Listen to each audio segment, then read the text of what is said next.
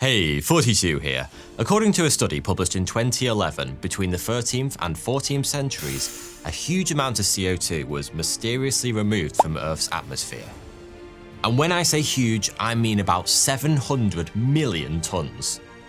Considering our current climate conundrum, news like this should be of great interest to modern scientists seeking to reduce humanity's ever-growing carbon emissions. But unfortunately, it turns out this period of rapid reduction in atmospheric carbon dioxide 800 years ago wasn't initiated by some previously unknown carbon scrubbing technology that modern scientists might take advantage of. It was caused by Genghis Khan.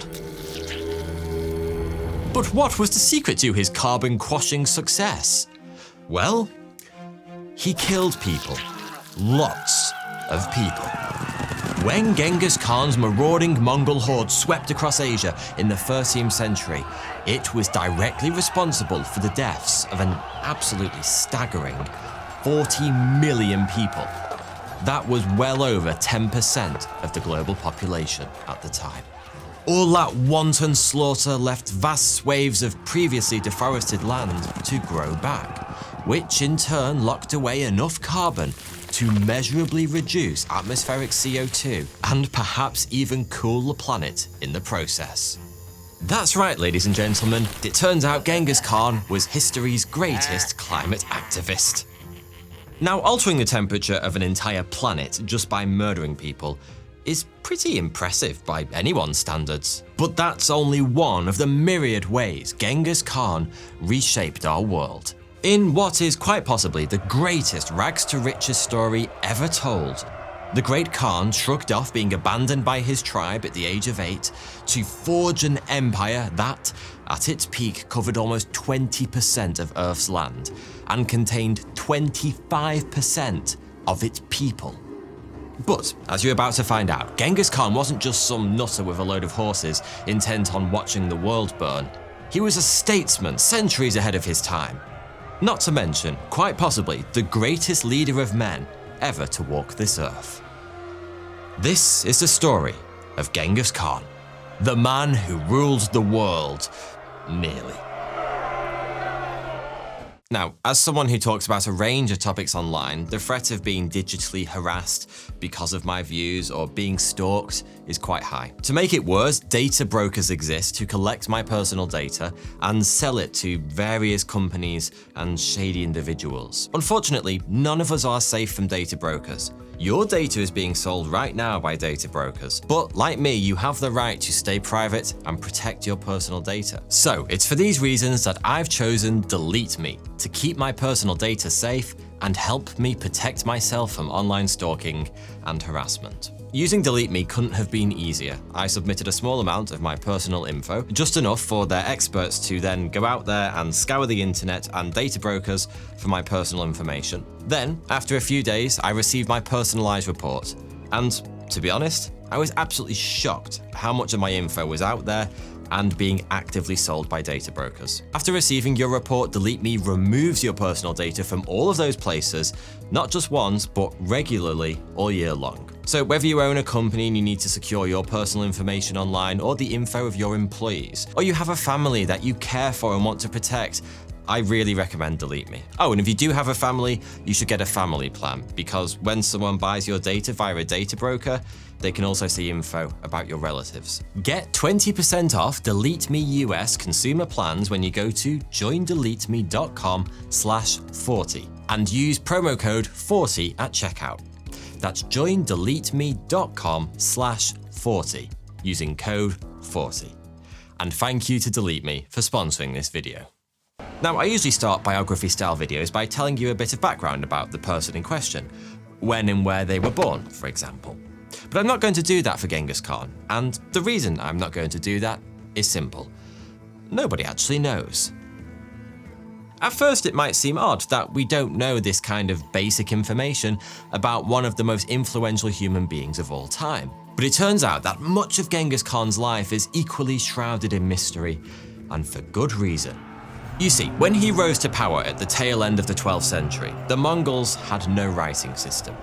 And the writing system meant that not a single contemporary account of Genghis Khan's early life was ever written. In fact, almost everything we know about those early years comes from a single book called The Secret History of the Mongols. And get this, we have no idea who wrote it, or even if it's true. So with that in mind, here's what we think we know about Genghis Khan. He was born in either 1155, 1162, or 1167, depending on who you ask. Yeah, it's not a great start this, is it? Anyway, nobody really knows for sure which of those dates is accurate, or indeed if any of them are. But the Mongolian People's Republic celebrated the 800th anniversary of his birth in 1962, so 1162 is probably our best bet. Whenever he was born, back then he wasn't called Genghis Khan, but Temujin. And according to legend, he emerged kicking and screaming into this world, clutching a blood clot in his hand. A sure sign that he was to become a mighty warrior. His father was a man named Yasugi, chieftain of a relatively powerful coalition of clans. And his mother, well, Yasugi had kidnapped her from the nearby Merkit tribe and married her. Which sounds pretty brutal, but from what I can tell, that was basically just dating in those days. As the son of a prominent chieftain, Genghis Khan, or Temujin, was born into a life of relative privilege, and he spent his younger years learning the ways of the steppes, riding, hunting, and actually it was pretty much just all riding and hunting. But there comes a time in all our lives when we finally have to grow up, get married, and settle down. For Temujin, that time came when he was about 8. That's when he was betrothed to a girl named Borta, the daughter of a rival chieftain. The match was supposed to bring the two clans together, but things went awry when Temujin's father was poisoned by members of another clan, the Tartars. Emergency healthcare was not up to much in 12th century Mongolia, so 3 days later, he was dead. Losing his father was a huge personal blow to the young Temujin, but as he was about to find out, it was a disaster for his career prospects too. Yasugi had 6 children at the time of his death, but none were old enough to rule. That created a power vacuum within the tribe, and like all good vacuums, this one sucked, especially for Temujin. Your average Mongol tribe was made up of several clans, which were essentially extended families. Yasugi was of the noble Borjigin clan, but there were also members of the powerful Teochew clan within the tribe, and with Yasugi out of the picture, Teochew seized control. To tie up any loose ends, they kicked the surviving members of Yasugi's family out of the tribe, leaving Temujin and his kin to fend for themselves. The Mongolian steppe is an incredibly unforgiving environment. The kind of place where even Bear Grylls would book himself into a nice hotel rather than take his chances outside. For a fatherless family alone in the wilderness, it should have been a death sentence. But somehow, they survived. At first foraging for barely edible roots and hard to find berries, and later supplementing their meager diet with fish and game. But as Temujin and his siblings grew older, tensions began to rise. There were the usual teenage boy squabbles about who could do the loudest armpit fart or who could grow the best mustache. But underneath it all was something a bit more sinister. None of Yasugi's children had forgotten the small matter of being abandoned by their tribe, and several, Temujin amongst them, harbored dreams of one day returning to reclaim their birthright. Genghis Khan would one day be feared the world over for the terrifying ruthlessness he showed his enemies. And it was here that the boy who would become legend gave history its first glimpse of what was to come. Since he was the eldest son of Yasugi and his chief wife, Temujin believed that he should be the head of the family. But his half-brother, Berta, who was 2 years older, also had a reasonable claim to the title. After a series of fallings out over how to divide the family's meager food supply, Temujin decided it was time to act. Along with his younger brother, he waited until Berta was alone, then ambushed him and murdered him in cold blood. There's nothing like a bit of good old-fashioned fratricide to make things awkward at family gatherings, but it seems Temujin's siblings were the forgiving type. because after the death of Berta, Temujin was universally accepted as the head of the family, and he quickly grew into that role. Even back then, at the age of 14, people were beginning to notice him. It wasn't just that he was growing into a skilled hunter and fearsome fighter. That wasn't particularly unusual for a boy of his age on the Mongolian steppe. There was just something about him. Despite his tender years, when he spoke, people listened. Although not everyone was happy to hear what he had to say. When Yasugi's old tribe learned of Temujin's growing reputation, they realized immediately that it could spell trouble. It was only a matter of time before this young warrior returned to claim what they'd stolen from him. Rather than wait for that day to come, his old tribe, still under Tayachuid management, went on the offensive, attacking Temujin's camp and taking him prisoner. It's funny to think that had they done the sensible thing and executed him there and then, the entire course of world history would have been completely different. Instead, the tribe's chieftain went down the whole James Bond supervillain route and kept Temujin around for a while, just so he could show off a bit. Being a massive Bond fan himself, probably, Temujin simply bided his time, waiting for the inevitable opportunity to escape to present itself. And present itself it did. In a bit of a departure from the classic Bond villain playbook, the tribesmen took a break from taunting Temujin to go and get mind-meltingly drunk. You wouldn't catch Blofeld doing that sort of thing. There weren't any lasers or buzzsaws back then, so to stop the young prisoner from running off, the Tayachuid chieftain locked a huge wooden board around his neck and left him under the watchful gaze of an armed guard.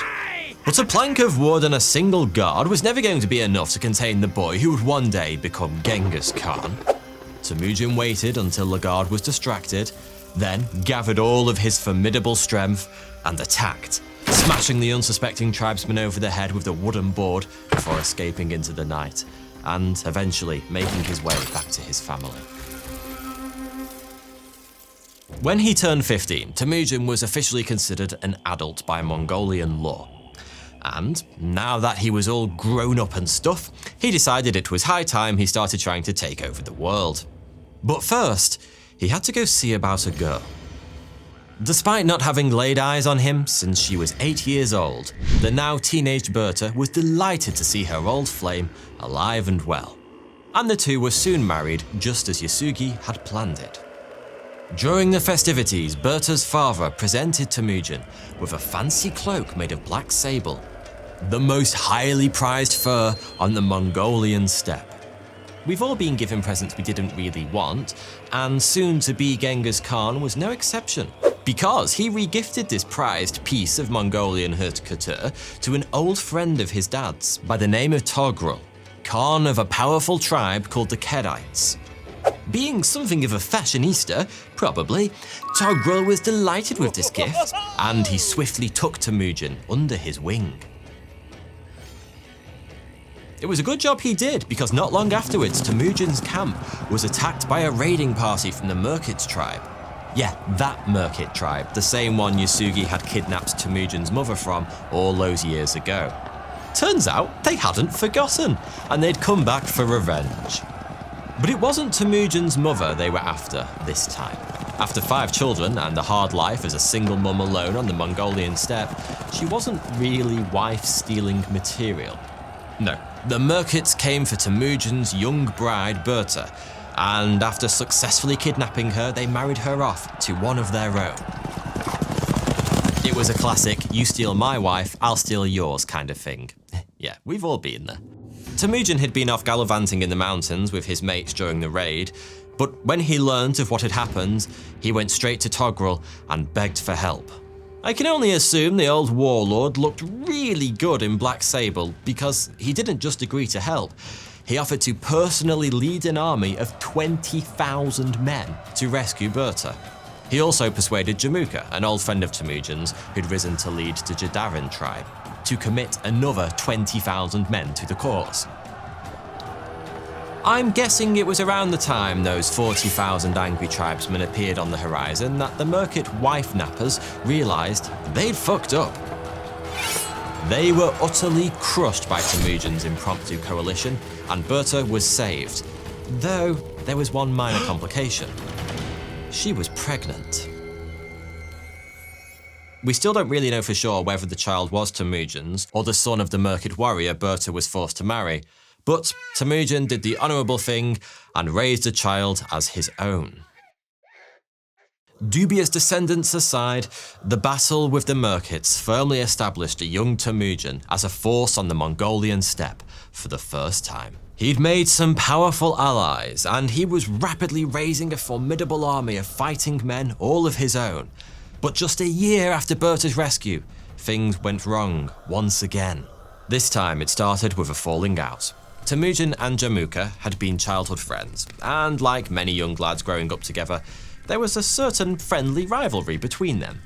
But sprinkle a bit of power and ego into the mix, and even the friendliest of rivalries can sour. According to the most commonly told version of the story, things came to a head when Jamuka made a disparaging remark about Temujin's choice of camp. Words were exchanged, fists were shaken, mothers were insulted, and by the time the two men parted, they were mortal enemies.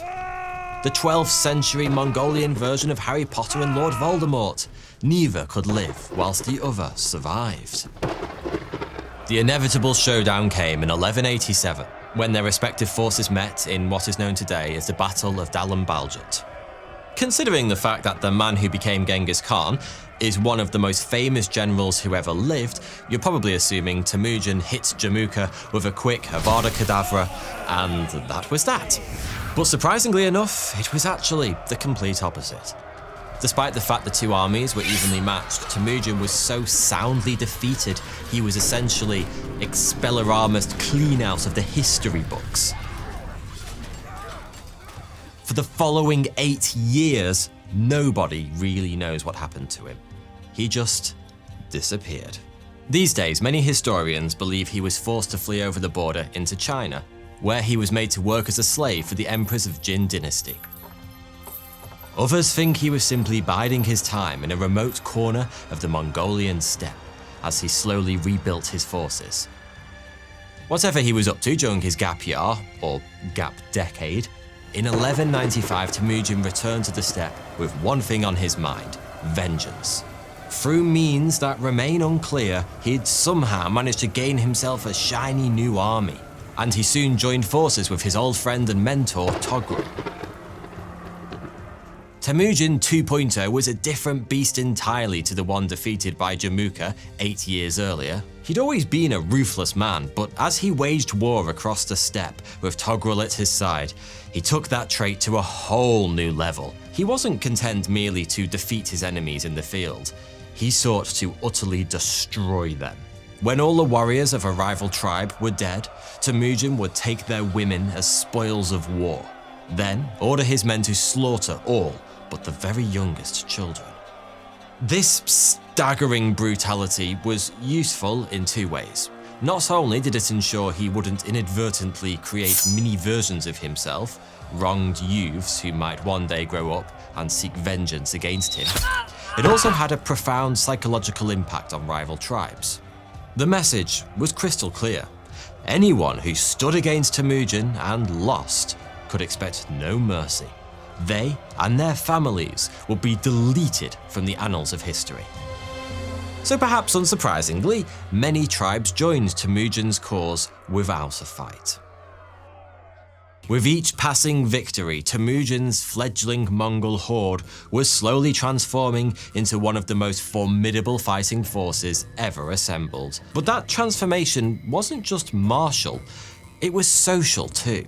Like many societies before and since, Mongol tribes were structured around social class. The most important roles were given to the people with the highest social standing. But Temujin did things a bit differently. He promoted people based purely on ability. The most famous example is probably Subutai. Born the son of a blacksmith, in most Mongol tribes he would have had no chance of ever rising through the ranks. But in Temujin's revolutionary meritocracy, Subutai became the Mongol Empire's chief military strategist. Today, he is widely regarded as one of the greatest generals ever to have lived, credited with conquering more territory than any other military commander in history. Another way Temujin shook things up a bit was how he divided the spoils of war after a victory. As per traditional Mongol customs, a big chunk of the loot usually went to the tribe's chieftain, with the rest being shared out amongst the men. But Temujin divided his swag equally, taking no more for himself than he gave to the lowliest soldier. These reforms and many others worked spectacularly well. Temujin's ever-growing horde was both deadly and fiercely loyal. But there was one small downside. Broadly speaking, Temujin's reforms created a fairer society. The common man had the same opportunities and could expect the same rewards as a high-born prince. That was great, if you were a common man. The established Mongol nobility, on the other hand, were rather less keen on the idea.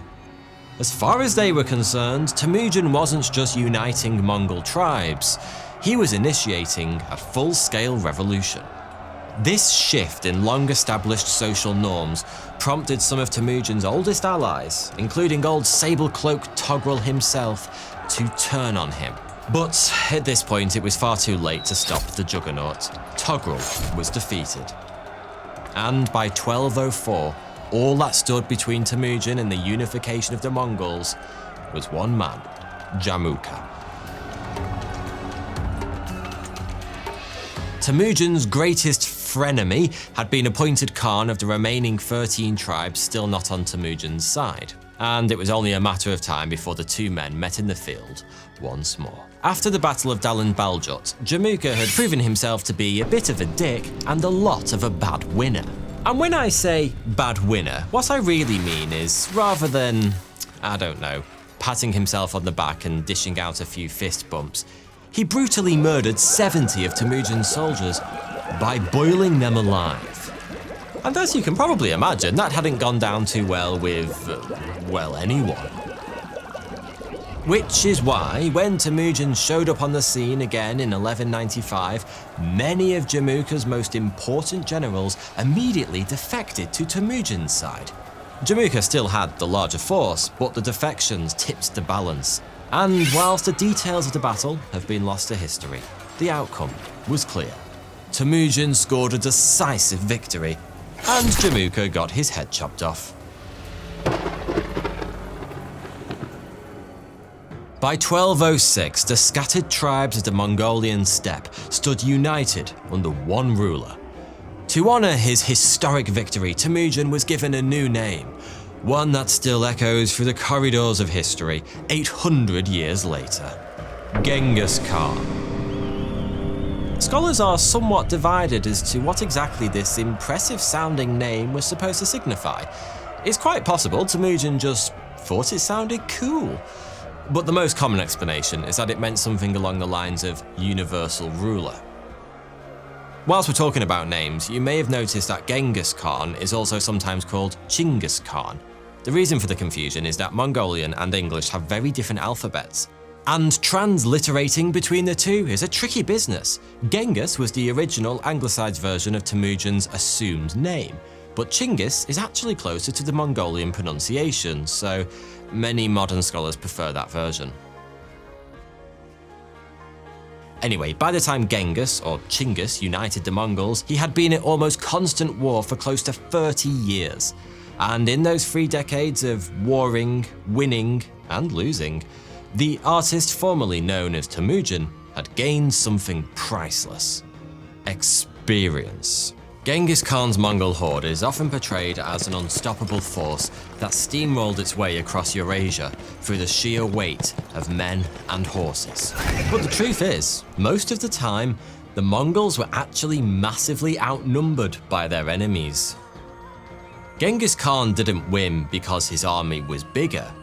He won because it was better. Better organized, better led, and filled with men who were almost pathologically loyal.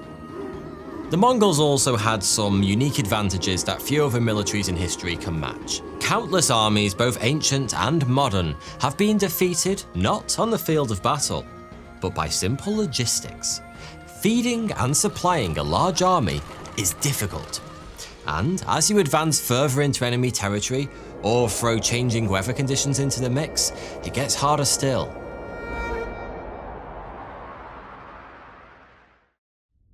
But the Mongol army was different. These men were expert hunter-gatherers, perfectly adapted to nomadic life on the unforgiving Mongolian steppe. So long as they spread out a bit when on the move, they were essentially self-sufficient. The horses fed on whatever was nearby, and the men hunted, fished, and foraged as needed. History has shown us that an army's supply line is often its weakest point. But the Mongols had no supply lines. They simply didn't need them. Add this remarkable flexibility and self-sufficiency to a huge force of unprecedentedly mobile and extremely deadly fighters, and you have an incredibly lethal combination. And the rest of the world simply wasn't ready for it. Speaking of the rest of the world, with all of the Mongolian steppe now under his command, Genghis Khan turned his attention to the lands beyond. First up on the Mongol menu was the Chinese imperial dynasty of Western Xia, a key part of the Silk Road and, more importantly, an entry point into the rest of China. To an outside observer, Genghis Khan's invasion of Western Xia probably would have looked like a huge tactical blunder. For one thing, the Mongols were outnumbered 2-1, but there was also the small matter of the entire Gobi Desert that lay between them and the enemy. The idea of a giant army crossing the world's 6th largest desert with 30,000 men on horses might sound insane, but whilst the Mongols weren't exactly desert people, they were incredibly hardy. When times got especially tough, they would drink milk from their horses in order to stay alive. And when times got, oh shit, we're all going to die, tough, they would open a vein on their horse's flank and drink its blood. So, thanks to a spot of equine vampirism, the Mongol horde made it safely across the desert. But what they found on the other side was just as daunting. The tribes of the Mongolian steppe were nomadic. They moved their camps around with the seasons to ensure a constant supply of food, both for themselves and for their livestock, especially the horses. But by their very nature, nomadic tribes don't tend to be overly big on building things. So, when Genghis Khan turned up in Western Xia, spoiling for a fight, he was faced with something he'd never seen before: walls. Okay, so Genghis Khan probably knew what walls were, but the fact remains that being a nomad, he didn't have all that much experience with them. And that was a big problem, because in Western Xia, they were absolutely bloody everywhere. When the Great Khan's mighty horde arrived outside the thick walls of the capital of Zhongjing in 1209, it was clear that a frontal attack was impossible.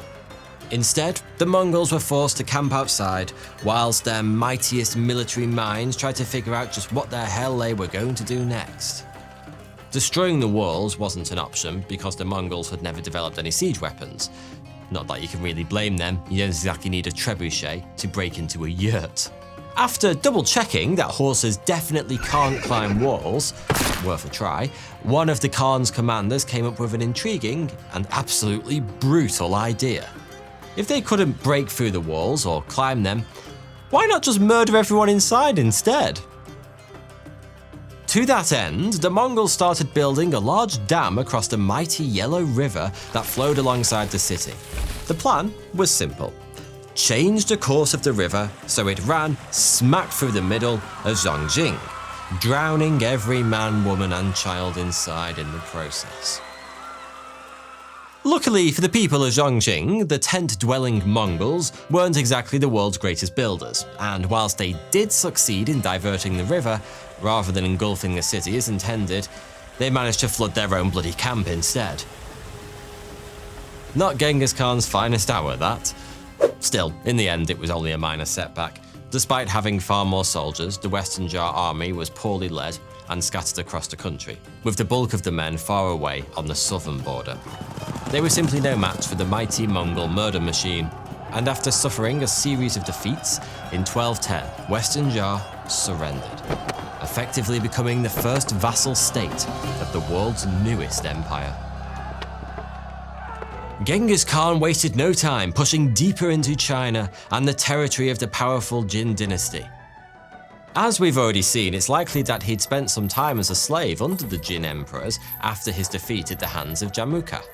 If that was indeed the case, the time had come to take his revenge. And you know what they say, revenge is a dish best served by 75,000 men on horseback murdering everything in sight.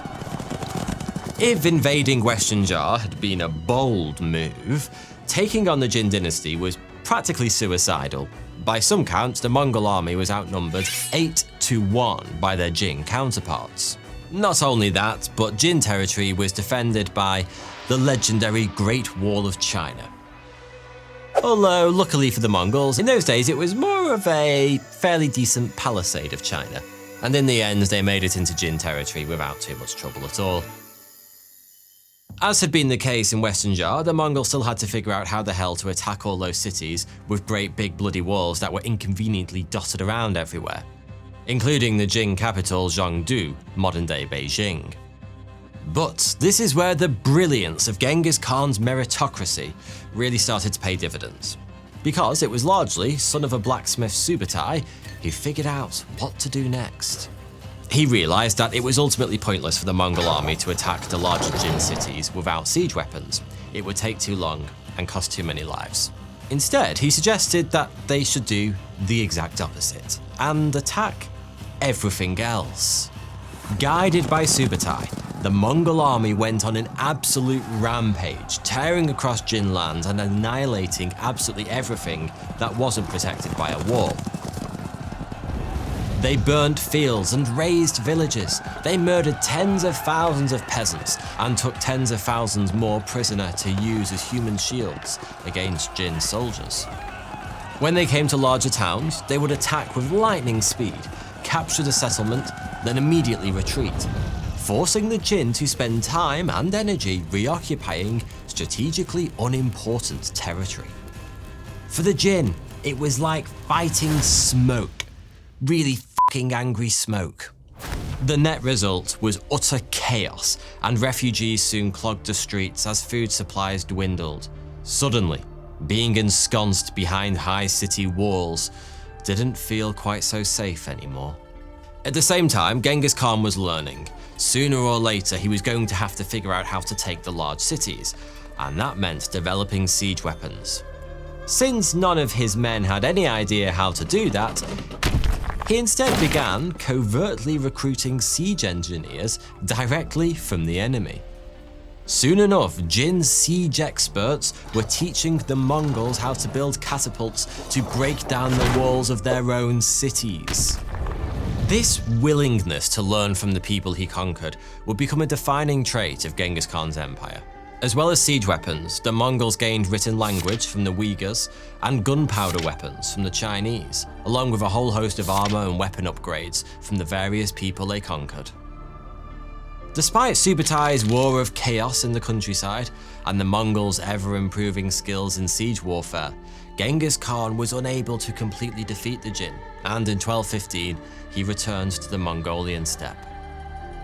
With China proving a tough nut to crack for the time being, he instead began to look to the west, to the empire of Qara Khitai.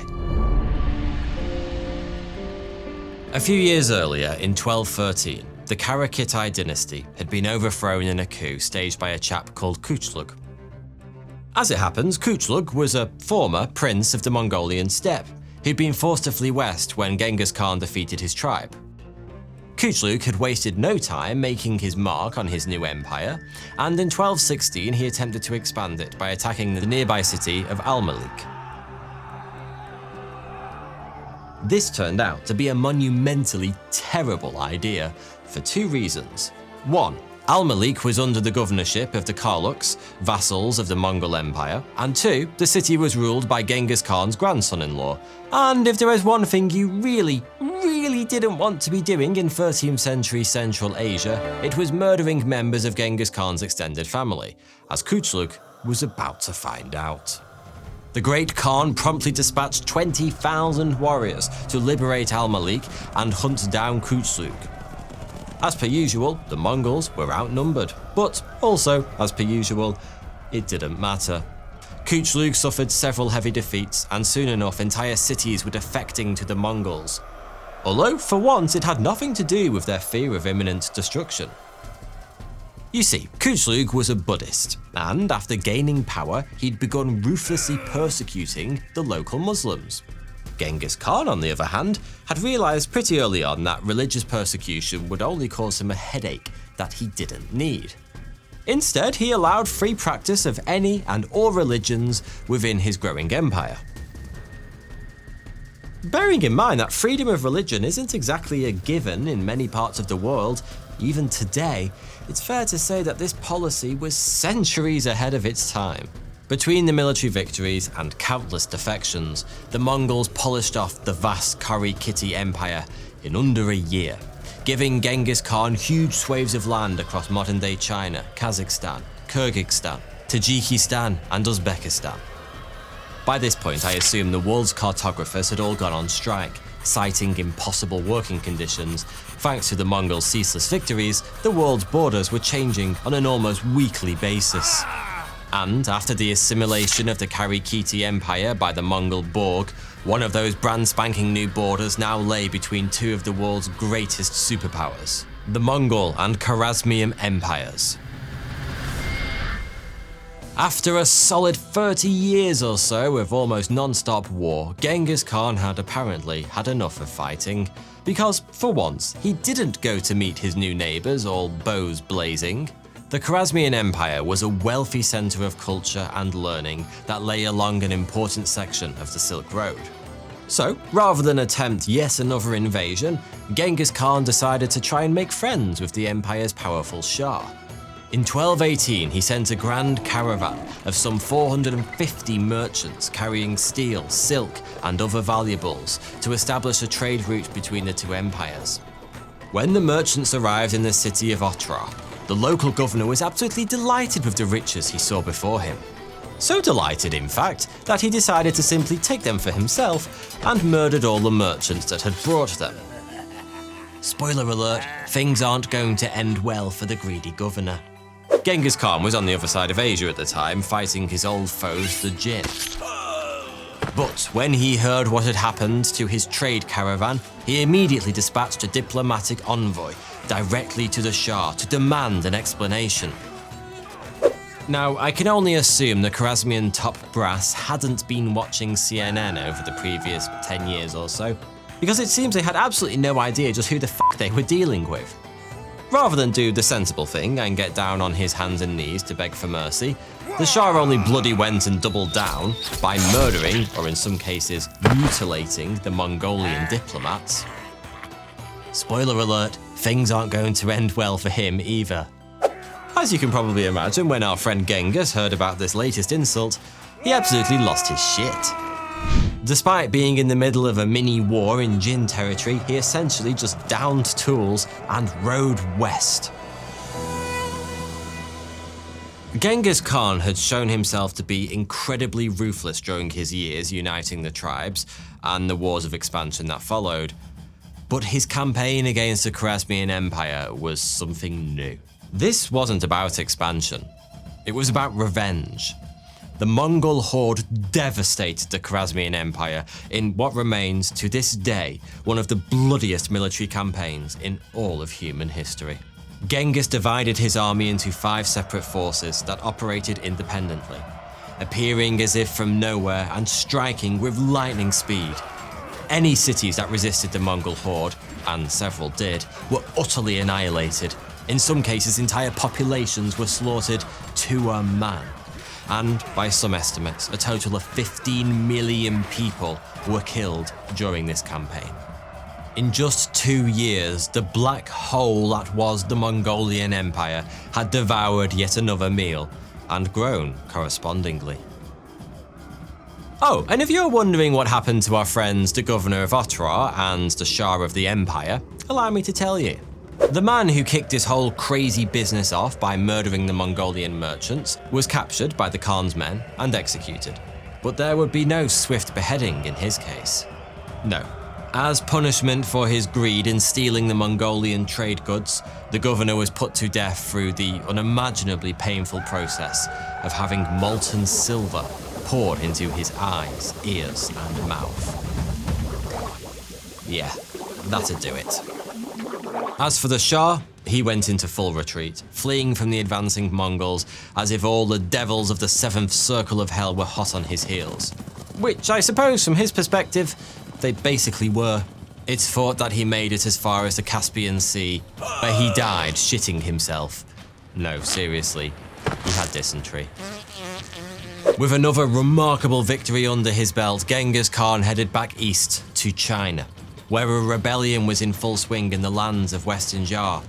But by now he was an old man, and somewhat unexpectedly, his prodigious strength was finally about to fail him.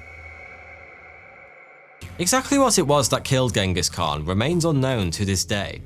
Considering how much war he'd waged in his 6 and a bit decades on God's green earth, it would have been fitting for him to have died in battle. But no. Up until relatively recently, it was generally believed he'd fell ill after being thrown from his horse during a hunt. But more recent scholars have speculated that he may actually have died from bubonic plague. Incidentally, it's thought to have been the Mongols that brought the Black Death to Europe during the Siege of Qara, as part of one of the world's earliest examples of biological warfare. But that's a story for another day. Whatever it was that killed him, in 1227, Genghis Khan was no more. But not even the death of its founder could stop the juggernaut that was the Mongol Empire. Genghis Khan's descendants would continue to build on his work for the following 140 years. At its peak, the empire would cover more than 9 million square miles, that's almost 2.5 times the size of Europe, and contain more than 100 million people, about 25% of the world's population at the time. The Mongol Empire remains, to this day, the largest contiguous or interconnected empire in history, and the second largest overall behind the British Empire of the early 20th century. Genghis Khan died almost 800 years ago, but it seems that 8 centuries haven't quite been enough for the world to figure out what exactly to make of him. He's often been portrayed, especially in the West, as a ruthless and bloodthirsty warlord intent on conquering the world by any means necessary. But every villain is a hero to someone. And it turns out there are really quite a lot of someones who see Genghis Khan as a truly revolutionary leader, whose brutal methods were simply a product of his time. As is usually the case, the truth is probably a shade of grey that lies somewhere in between those two black and whites. There's no denying that he was one of the most charismatic and successful leaders in history. That he achieved everything he did after being abandoned by his tribe at the age of 8 is genuinely almost unbelievable. By all logic, he should have starved to death on the Mongolian steppe before he even reached adulthood. And yet, somehow, he not only survived, he went on to found one of the largest empires in history. Not only that, as well as all the conquering stuff, he also encouraged international trade, promoted the spread of ideas across the world, supported freedom of religion, revolutionized warfare, and built a genuine meritocracy that celebrated ability, not birthright. Of course, there's also no denying that Genghis Khan was incredibly brutal when he needed to be, and probably sometimes simply when he wanted to be. He believed in utterly destroying his enemies so as to ensure they would never pose a threat to him in the future. And he was well prepared to follow through on that belief by basically murdering everyone in sight. Ultimately, it's difficult to judge the deeds of a man who lived 800 years ago. By modern standards, he was a genocidal, land-grabbing maniac. But then again, so was everyone else that you learned about in history class. Whatever your views on the man, the myth, the legend, what isn't up for debate is that Genghis Khan was one of the most influential human beings to ever have lived. A force of nature who dramatically changed our world in ways that are still being felt to this day. Thanks for watching. Just a quick word to say that I couldn't make these videos without the support of my Patreon members. Consider joining the exclusive 42 Discord community by supporting me on Patreon. It's a great place to discuss my videos with like-minded individuals and myself. The link's in the description, but if you don't want to, or you can't join my Patreon, then please don't worry. A simple like or comment to say thanks would also put a huge smile on my face. Thank you.